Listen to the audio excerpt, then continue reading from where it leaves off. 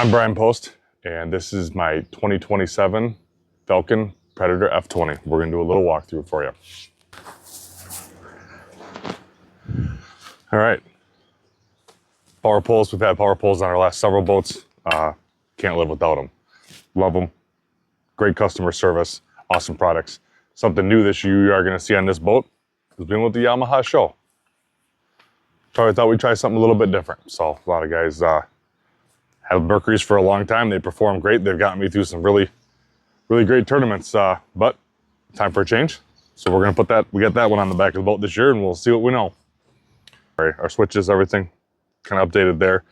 On this particular rig, we went back to our Bass Boat Technologies mount. We've got an Apex 13 and ECHOMAP 126 SV Ultra 2, I believe is what this one is. So, and then up here, we went with the 162 Ultra 2, 16-inch for our LiveScope. And then again, another 13-inch Apex. We do have these, I know they Bluetooth, but we do have communication cables between them, just so we don't have to worry about Bluetooth. Garmin trolling motor, again, been very happy with those. I've had, this is my third one.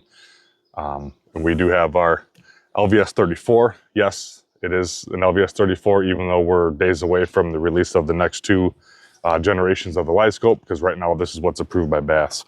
So that may change depending on what they let us do. So this is our BFE mount. This will be for our 360 once that comes in. So with our tournament schedule the way it is, it goes every other. So in the events that we cannot use LiveScope, it's handy to have that 360 still, eyes under the water, can see other things. So, and they did upgrade. The trailer has dual torsion axles, a little bit heavier duty. Actually, tow is amazing. So we just brought this home yesterday, 2 days ago, from South Carolina. We've been down to Miller Sports for the last day and a half rigging. So Matt and I got after it and went to it. So, and then back here in the business end,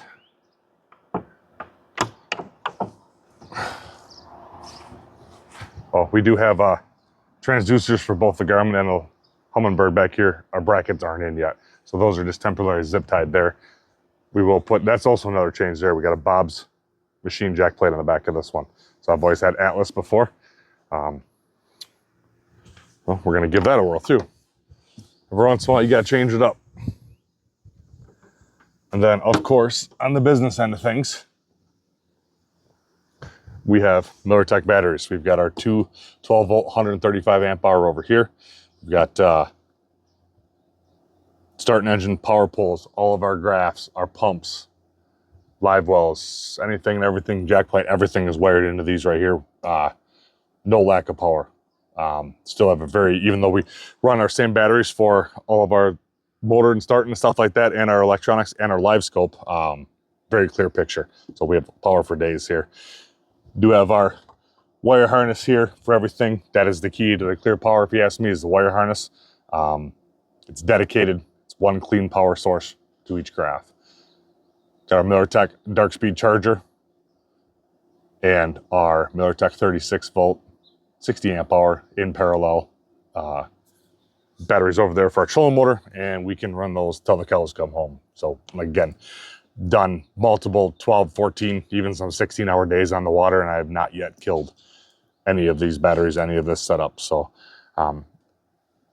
pretty well concludes everything. We do have a couple parts and pieces that we're still waiting on. One thing we did add new this year for the boss when she's rigging her cameras in the morning, which we still have to do all our live stream camera stuff yet. We're still in R&D for a different version of that. So we do have this Sonar Pros light right here.